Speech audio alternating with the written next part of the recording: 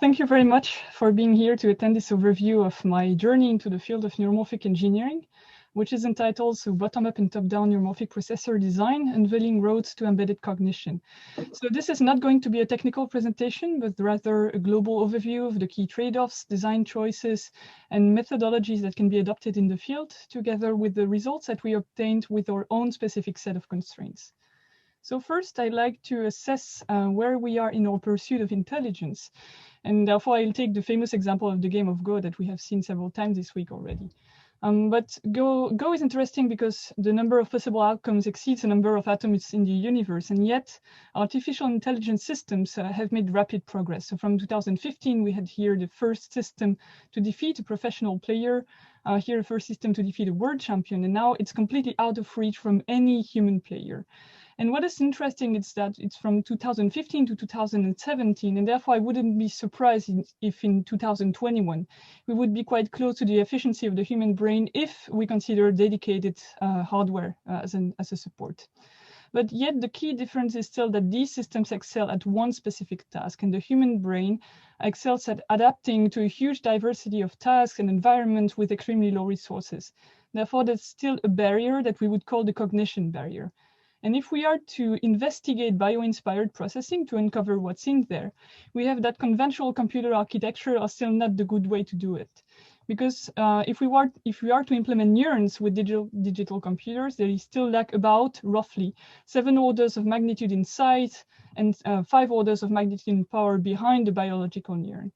So in order to get there, maybe we could rely on Moore's law. But Moore's law is not going to be sufficient, especially as technology scaling trends are going to level off, and therefore it's not sufficient to cross 7 orders of magnitude in size and power. So therefore it's all about a paradigm shift, and that's exactly what neuromorphic engineering is about. So neuromorphic systems currently lie approximately there. So the silicon neurons are here. And this paradigm shift is twofold. So it's about first data representation. So it's about going to sparse event-driven spike trains instead of clocked multi-bit representations. And it's also about architecture. So instead of separating processing in memory, we go to distributed processing with co-located neurons and synapses. But there are still 2 open questions. So the first question is, how do we cross this efficiency gap? So what's missing? What do we still have to implement? And the second question is that artificial intelligence is currently supported by these digital computers. Natural intelligence is still supported by biological networks. And therefore, how do we go from one to the other and uncover the concept of cognition? Or how do we uncover neuromorphic intelligence? So in order to answer these 2 questions, we currently have a huge diversity of tasks that are currently being investigated with different hardware design schools, let's say. So the first one is subthreshold analog. So it has the interesting property of a direct emulation between the physics of the MOS transistor operated in subthreshold regime and the dynamics of the ion channels in the brain. So we have, for example, the Rolls, Dynapse, and Eurogrid that follow this design school, and they excel at biological time brain emulation and basic research. That's what these platforms are used for. Next, we have above threshold analog designs. So we have seen the brain scales 1 and 2. So they have an acceleration factor of about 1,000 to 10,000. And therefore, they excel at neuroscience simulation acceleration. That's what they are used for. So I have classified these schools as core analog computation, but they are really mixed signal designs because they have a digital infrastructure for spike routing and sometimes even digital coprocessor, for example, for the implementation of plasticity. So on the digital side, we have, of course, software simulations that are supported by standard CPU and GPUs. So these are really the go-to solutions for low-cost simulation, yet with a maximum of flexibility. So they are still able to deploy neural networks, standard neural networks quite fast. And usually they run slower for spiking neural networks because full parallelism is not leveraged, although we have seen that standard framework like GEN are able to do so quite efficiently. If we go one step finer in the granularity, we have the dedicated or distributed simulators like FPGAs or even the Spinnaker with distributed von Neumann processors. And you still retain a high amount of flexibility, yet you have a better trade-off with area and power. And therefore, the systems are useful for simulation acceleration, for neuroscience and neural networks. If we go again one step finer in the granularity, we have large-scale full custom digital designs, among which the True North chip, the Loihi chip, and they are useful for cognitive computing. So cognitive computing is when we give away some flexibility in biophysical accuracy to run high-level functional abstractions of neuroscience running at a large scale. And finally, we have small-scale full custom digital designs, and that's what we specialized in. So for example, the first two chips that will present, the Oden and Morphic, are useful for bio-inspired edge computing. So edge computing is really decentralized, always on near sensor processing in really resource-constrained setups. And they are still useful as experimentation platforms because they implement a lot of bio-inspired primitives that are therefore useful as test beds for new theories and new algorithms. And then there's the third chip that is called Spoon, and that is useful for still edge computing, but now it falls into the realms of dedicated accelerators. So the realms of accelerators redefined by the goal is to achieve a best of class trade-off between power, performance, and area. So that's the famous PPA acronym. And this trade-off has to be best of class for one specific task or one specific real-world problem that we would like to tackle. So this is a global qualitative overview. It's by no means an exhaustive overview. So for example, in this category, you have also some further references. But I did so to highlight that there are basically two ways to go. One that is strongly grounded into neuroscience, and the other one that is really aiming at solving real-world problems. And therefore, if we are to formalize a little bit the methodology, one way to go is to start from neuroscience observation, go to the implementation of neuromorphic processors that typically excel for neuroscience-oriented applications. And we can even close the loop in an analysis by synthesis fashion. So what we would call a bottom-up design approach leading to the design of experimentation platforms. And the key two steps are one, the neuron and synapse building block design, and then the large-scale silicon integration. So the trade-off here is really between versatility and efficiency. But once you have a huge number of neurons and synapses on chip, what do you do with them? And we have seen in the conference that's a big trade-off, the big challenge, sorry. How do you go and demonstrate a competitive advantage in real-world applications? And especially that's even more difficult if we are to consider dedicated standard machine learning accelerators. To demonstrate the competitive advantage there is very difficult. So we could go the other way around and start from the real-world application and implement neuromorphic processors that solve this problem while taking into account some insight from neuroscience observation. So now it's a top-down design approach leading to the design of accelerators. And the key two steps are first, the algorithm, solving the real-world problem that we aim at. And next, going to the silicon integration. So the trade-off here is really between accuracy and efficiency. But the main problem is what do we consider here as the key elements to be implemented from neuroscience, because they will condition the entire efficiency and even the relevance of the resulting device. So in this presentation, we are going to cover both the bottom-up and the top-down design methodologies. And these 4 points will be the 4 points of this presentation in an attempt to unveil roads to embedded cognition. So here's the outline of the presentation. First part is bottom-up, the second part is top-down, and here are the 4 points that we'll cover. And finally, we'll wrap up with a summary of the key conclusions and perspectives. So let's start first with the building blocks, with the neurons and synapses. And first of all, without diving really into the implementation of the neurons and synapses, we'll ask this famous question of whether we should go into analog or digital, the famous question in the field. And here's how we looked into it.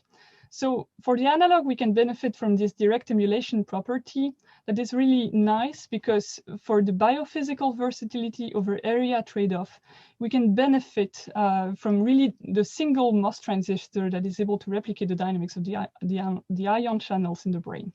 But the price to pay is that the design time is usually higher, technology scaling trends are less good, and there's still this open question as to whether noise and mismatch is a bug or a feature. So on the other side, we have digital designs that are following a simulation approach. And therefore, because we implement solvers for mathematical equations that model the neuron and synapse behavior, the biophysical versatility over area trade-off is less good and even orders of magnitude behind those of analog. But on the other hand, we get a green light for all other aspects, including we can still have noise and mismatch if we want to, but in a controlled way, although that incurs some overhead.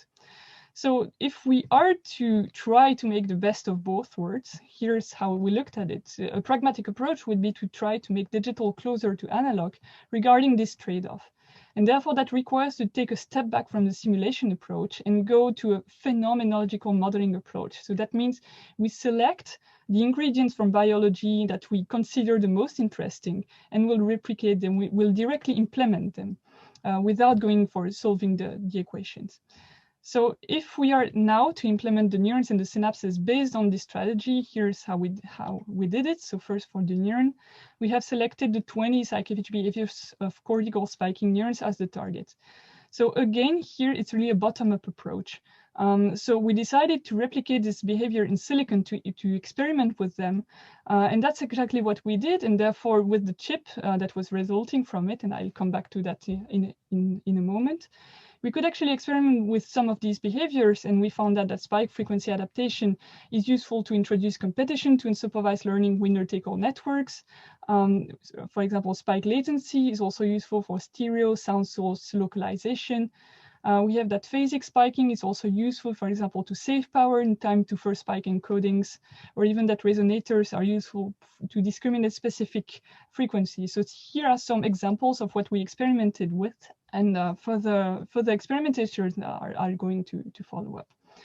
So it was just to make the point that it's really a bottom-up approach. And for the implementation now, if we go back to this biophysical versatility over area trade-off, where versatility is counted as the number of ECIQH behaviors, we have globally this landscape with analog designs on the left, digital designs on the right. So we have, again, this qualitative overview that analog is more efficient than digital for this trade-off. And actually, we have that area here, the scale is logarithmic, so it's really much less efficient, orders of magnitude less efficient for digital. And the phenomenological neuron that we propose actually lies here, so it achieves a good trade-off. And what I would like to insist on in this figure is that these are all standalone neurons. So that means that you can really replicate them to achieve fully parallel neuron arrays that can be operated at the same time in real time in parallel. But usually the way to go in digital is to go also for time multiplexing. So that allows to reach a much lower area if you trade off an increase in the control complexity, as well as a reduction of the maximum throughput that you can achieve. So that's the choice that we did for the Oden neuromorphic processor. I'll come back to that. And this is the trade-off that we achieve with time multiplexing using this neuron model. So I won't dive into the details of the implementation of this neuron, and I will focus on the key messages. The neuron model that we propose is entirely event-driven, so there's no time-stepped integration. And we actually found out that to implement the 20 ECIQH behaviors, we only need 4 key functions, and these are threshold adaptation, time window generation, some simple template matching, and even the ability to rotate the sign of the membrane potential. So that's all for the neuron. Now, if we go into the synapse, we have that synapses are the locus of plasticity and learning in the brain. Therefore, we had a look into so-called local two-factor synaptic plasticity rules, among which STDP for spike time-independent plasticity and SDSP for spike-dependent synaptic plasticity. And therefore, we have that the difference between these learning rules is that the STDP relies on the timing between pre-synaptic event and a post-synaptic event, while SDSP relies on what happens at the presynaptic spikes, and it looks into the state of the postsynaptic neuron at the time of the presynaptic spike. So actually, both rules enforce correlation between pre and postsynaptic activity with the difference of the mechanism. And what I like to insist on again, it's again a bottom-up design approach. So we decided to experiment with both local two-factor learning rules. But there's been since then a huge increase in popularity of 3 factors learning rule, even 4 factors learning rules. And we will come back to that at the end of this presentation. And just as a side note, we could even experiment with SDSP as the calcium variable is also able to play the role of a third factor in the learning rule. So now if we consider the circuit implementation aspects, so we have that STDP on the left requires in each synapse an ability to generate a time window to measure the time difference between the pre and the postsynaptic events. So that's something you need to replicate inside each synapse. And that's not something you need to do for SDSP, because most computations are offloaded into the neuron and amortized among all synapses. So that's quite convenient, especially if we consider that there are 100 to 10,000 synapses per neuron. But again, this is for a fully standalone, fully parallel array. And if we are to consider time multiplexing, that's also a problem for STDP, because, for example, this is the solution that was proposed in this paper, is that to carry out STDP updates, you need to have both presynaptic, so row access, and postsynaptic, so column access to carry out the updates. And therefore, this requires the design of a custom dual port SRAM. And that's usually very costly, not only in design time, but also in density, because usually there's at least a factor of about 4 in density of custom SRAMs compared to standard foundry SRAMs. On the other side, with SDSP, we don't have this problem. We can carry out all updates with only presynaptic accesses, and therefore you can just use a single port standard foundry SRAMs and benefit from their high density to achieve record density in synapses. And that's what we'll demonstrate in our neuromorphic processors, and therefore that's the second step of this bottom-up design approach. So the first processor that we proposed is Oden. So it stands for Online Learning Digital Neurosynaptic Core. It's an open source hardware that has 256 neuron and 64K synapses. And it follows time multiplexing. So here we have the neuron array, here the synapse array. We have that the states of all the neurons and synapses are offloaded into SRAM memory. And we have that here you have update logic for the phenomenological acyclic neuron that we proposed. We can also select for each neuron with a standard leaky integrating fire update logic if you want to experiment with both. And you also have the SDSP update logic for the synapses. So if you go here to the chip microphotograph, so the Oden block is just a small block that is here. The other blocks are unrelated designs. And therefore, if you look into the summary of the specifications, Oden was prototyped in 28 nanometer FDSOI CMOS. Here is basically a summary of the specifications that I mentioned at the previous slide. And here are the power metrics. We'll look into power metrics later when looking at the state of the art globally, so I'll come back to that. But I would like to point out that, as usual, what is the most interesting or the potential problems with designs is what is not shown. And so all is good in this table, and if you want to see what Oden is less good at, is regarding routing flexibility and efficiency. It's still single point-to-point AER links with fan-in and fan-out values of 256. So it's not like that you will achieve a large-scale integration. And therefore, that's one problem. And we can also see in the floor plan that most of the silicon area is taken by the synapse SRAM. Therefore, if we look into standard machine learning accelerators with the trends to binary quantization, so what if we could try to make synaptic weights binary, but therefore that raised the question as what to do with SDSP updates with binary synapses. So for these two challenges, we proposed the MorphIC chip. So MorphIC is basically a scaled up version of Oden with 4 cores, each core embedding 512 neurons for a total of 2K neurons and 2 million synapses. Each core has an architecture that is quite similar to Oden with some differences. For example, the stochastic SDSP that we propose to work, so it's the stochastic version of SDSP to work on binary synapses. And for the large-scale connectivity, now we can tile up MorphIC chips in all 4 directions with north, south, east, west, without requiring external routers. And we have a hierarchical routing scheme combining mesh-based inter-chip, star-based inter-core, and crossbar connectivity at the core level. And that allows us to reach fan-in and fan-out values that are about 1K and 2K. So it's quite close to what you can achieve in biology. So here's the chip microphotograph of MorphIC. It was prototyped in 65 nanometer CMOS. And actually, I'll also ignore the power metrics that are there because we are going to look at the state of the art globally. So here's what happens when you want to compare things on the same grounds. You end up with horrible tables of comparisons. So I'll simplify a little bit for the purpose of this presentation with mixed signal designs on the left, digital designs on the right. So one first thing that we can do is actually to compare Oden with True North. That's an easy comparison for the following reasons. These are the same technology nodes. It's 28 nanometer. They have the same number of neurons and synapses per neurosynaptic core. So it's 256 neurons, 64K synapses. And the cores themselves have roughly the same area. So it's only about a 10% advantage for Oden. So what that means is that we can compare the functionalities one by one. So for the synapses, we have 4-bit with learning on Oden, 1-bit without learning on True North. We have the 20 Cycovich behaviors per neuron, 11 Cycovich behaviors for True North, unless you combine 3 neurons together. Therefore, True North can achieve the 20 Cycovich behaviors as well.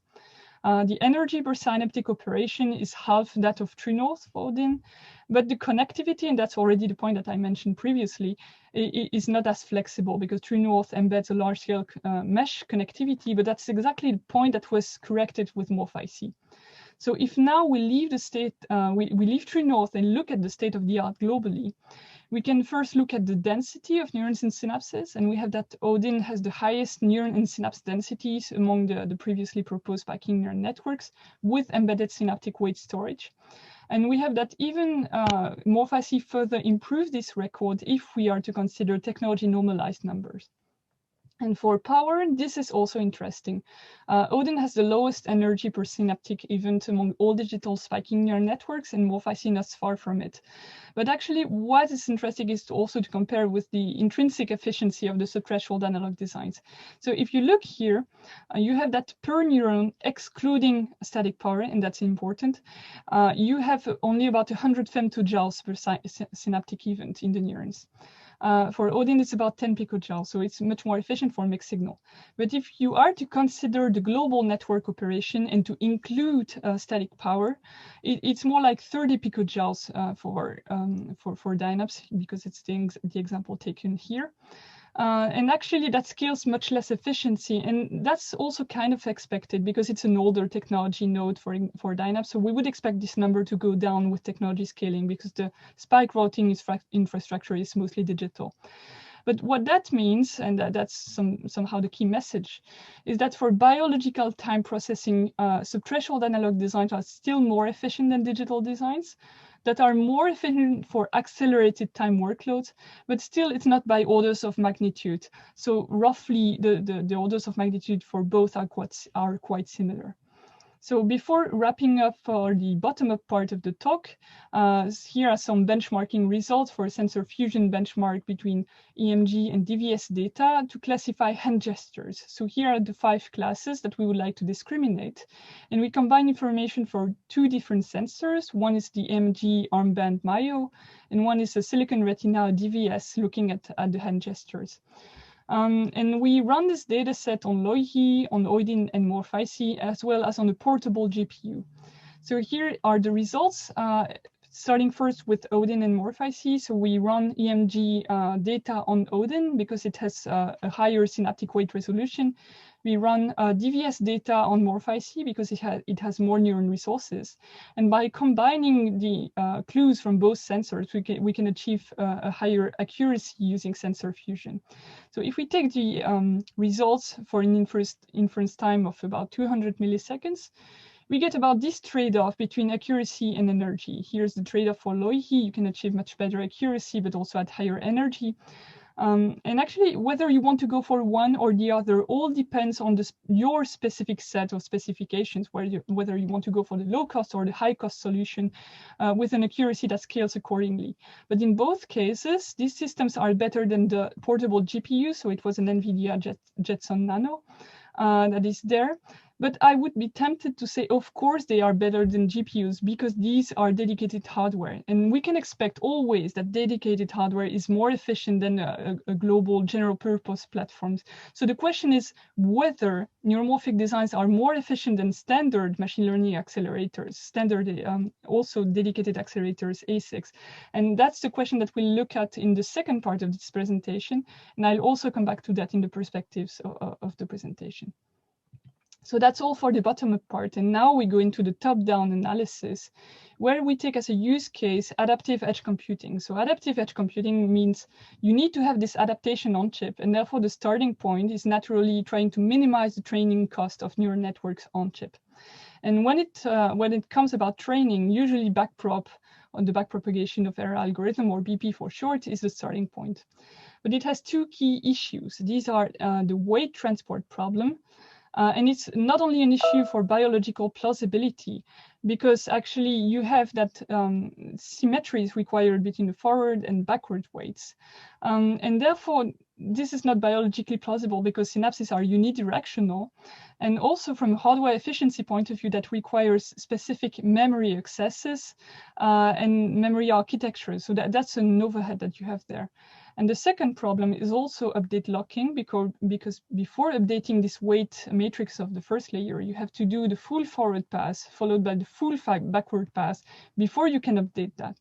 And therefore, from a biological plausibility point of view, that's an issue, because synapses are all updated in parallel and in real time, while for hardware, you need a strong overhead, a buffering overhead, to store all these intermediate values before you can carry out the update, and that's also latency overhead. So we have all interest, both from a biological plausibility point of view and a hardware efficiency point of view, to solve these two problems.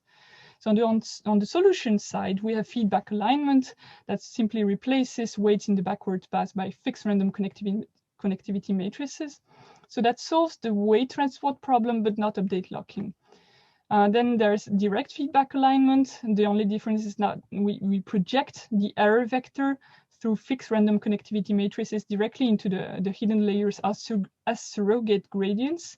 That also solves the weight transport problem, but still not update locking, although the latency to update in the backward path is actually lower.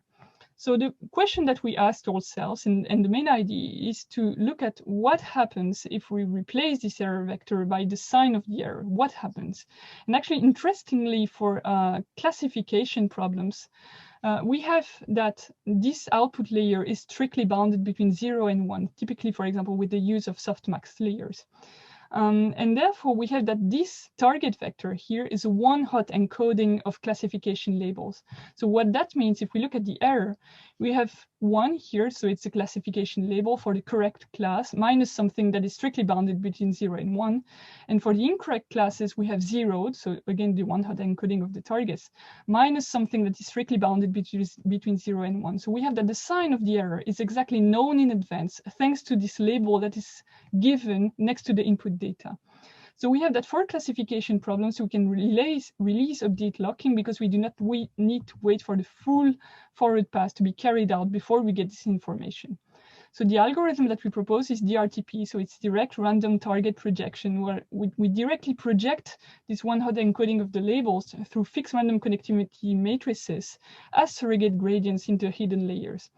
So what we have along all of these algorithms is that you can release the computational and memory cost up to the point that here we end up with a feed-forward local training algorithm. And therefore, that's a good sign, because for our key application of adaptive edge computing, we want very low power and area overheads for an on-chip implementation. But still, we want this algorithm to perform reasonably for the task that we would like to apply for. So for example, for adaptive edge computing, with extremely resource-constrained setups, the complexity that we would like to aim for is more on the order of MNIST and CIFAR-10. So we would even call that extreme edge computing. So it's for decentralized, small battery-operated devices that have to operate always on, yet with very long lifetime on the battery. And therefore, if you ask yourself whether the RTP scales to ImageNet, that's probably not the right question, because that's not what we aim for.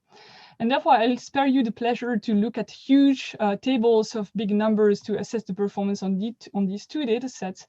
For this presentation, I'll directly focus on the results that we can obtain in silico. So that's the next part of this presentation. But before that, I'd like to make a small comment on the neuroscience side.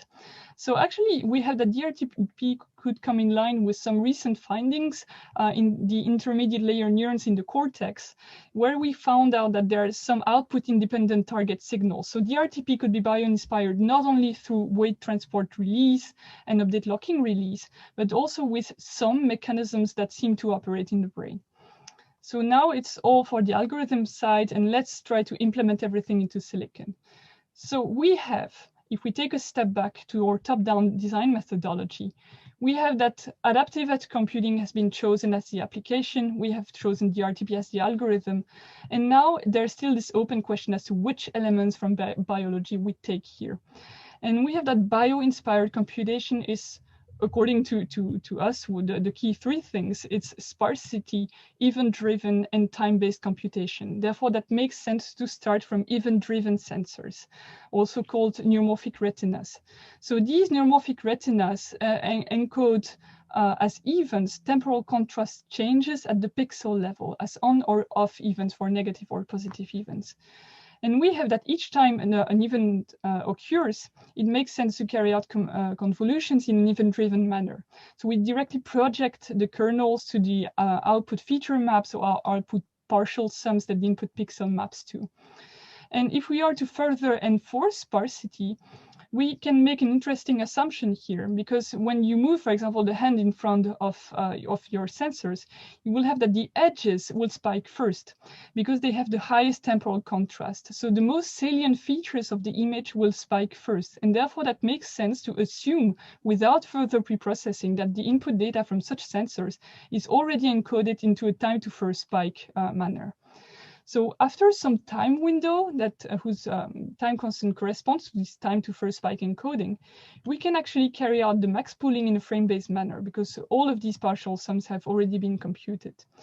And for the fully connected layers of this small CNN, we can interestingly combine frame-based and event-driven computation. So we go through each of the hidden layers of each of the hidden neurons at a time. And you can compute the output of this neuron and directly project that onto the output layer. So that actually means that you can process both layers in parallel while maximizing data reuse. So that means you can minimize power. And that's also convenient to apply our DRTP updates. So what you end up with is an event-driven CNN or eCNN. And more specifically, you end up with SPOON. So SPOON is the chip that we propose. It stands for Spiking Online Learning Convolutional Neuromorphic Processor. It embeds 10 5x5 kernels for input images of 32 by 32. It has a hidden layer of 128 neurons, an output layer of 10 neurons. And as it's based on time to first spike encoding, you need a time constant. So that can be provided either externally or generated internally, depending on the time constant of the stimulus that you aim for. So the chip microphotograph of SPOON is here. And the summary of the specification is there. It has been fabricated in 28 nanometer FDSOI CMOS. And the only thing that I would like to insist on in this presentation is that you have an overhead of only about 17% in power and 12% in area. And therefore, that confirms our claim that the RTP can be implemented on chip at a very low cost. And we have actually benchmarked this chip on MNIST, encoded in a time to first spike manner, and the neuromorphic MNIST that has been passed into a neuromorphic ATIS silicon retina. So what we have, and that's just a small digression that I would like to make here, is that these arrays still represent the pre-silicon numbers. It's not yet updated. So the chip is back. It has been tested functionally. The results have been validated on the data sets, but we are still in the process of extracting the post-silicon numbers. And we have that actually, stay tuned for the journal extension, because we'll not only update this table, but also run some further benchmarks, for example, face detection and face recognition. But for now, I'd like to come back to the main goal that we have, is to compare this chip to standard machine learning accelerators. So that covers ANNs, CNNs, binary neural networks. And for that, we have to choose the MNIST dataset because it's the only dataset where we have the data for all of these platforms. And I would actually come back to that in the perspectives of this work. So if we collect all the data in this trade-off between accuracy, silicon area, and energy, we have that better designs are more on the top left. And if you look into the spiking neural networks, we have that actually they lie behind their conventional neural network counterparts, behind this accuracy, energy, area trade-off. So for example, here you have ANN and CNN, here you have a binary neural network.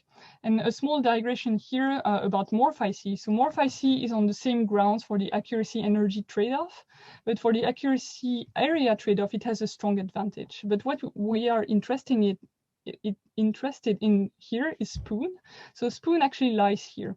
So in yellow, you have the results with on-chip DRTP online learning. And here you have the results with off-chip programming of weights that have been trained offline. So what you see here is that it's competitive for the accuracy energy trade-off compared to conventional accelerators, and yet it also achieves a strong advantage in the accuracy area trade-off. So what we could conclude with is that only Spoon allows reaching the efficiency of ANN and CNN binary neural network accelerators while enabling online learning with event-based sensors. And that's a unique feature of Spoon. So now if we are to summarize the key messages and the next directions with the perspectives, we come back to our methodology slide where we investigated both the bottom-up and the top-down approach. So on the bottom-up side, we investigated how to optimize this trade-off between versatility and efficiency. And we have, with our results with the silicon retina, the silicon synapse, the silicon neuron, and the Oden and Morph-IC chips, that the first claim of this work is that hardware-aware neuroscience model design and selection allows reaching record neuron and synapse densities with low power operation for large-scale integration in silico. So that's the first claim that we have. For the second part, which is the top-down design approach, we have optimized this trade-off between accuracy and efficiency. And we have our results with the RTP and Spoon, leading to the second claim of this work. We have that combining event-driven and frame-based processing with weight transport-free update and lock training supports low-cost adaptive edge computing with spike-based sensors. That's the second claim that we have. And finally, if we look at both globally, we have the following conclusion. We have that top-down guidance helps pushing bottom-up neuron and synapse integration beyond the purpose of neuroscience experimentation platforms. So in other words, we have that top-down guidance is necessary to cross this efficiency gap of neuroscience-inspired designs. While bottom-up guidance supports top-down design toward brain's reverse engineering. So in other words, we have that bottom-up guidance is necessary to uncover the key concepts of neuroscience and to distinguish them from the artifacts that are induced by the non-idealities of the biological substrate. So actually, we make the claim that it's interesting to combine them and to have both approaches to cross-feed each other. So if we are now to look into the perspectives that we outline for the future of neuromorphic computing, is that for neuromorphic engineering in general and spiky neural networks in general, we think that the question is not anymore, can we make it work, but will it bring a competitive advantage, and hopefully not only against GPUs. And I would like to really insist on that. And therefore, to demonstrate that, we need something that is better than MNIST.